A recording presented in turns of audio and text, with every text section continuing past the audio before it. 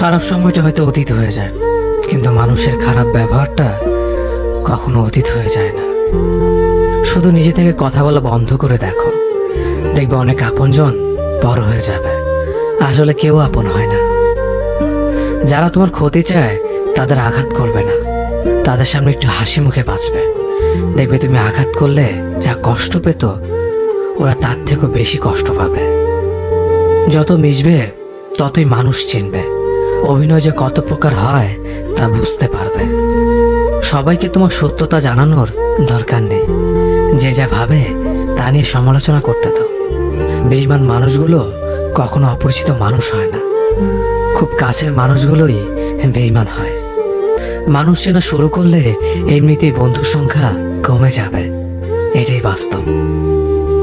3টি কথা মনে রাখবেন: যে তোমাকে সাহায্য করে তাকে কখনো ভুলে যেও না, যে তোমাকে ভালোবাসে তাকে কখনো ঘৃণা করো না, যে তোমাকে বিশ্বাস করে তাকে কখনো ঠকিও না।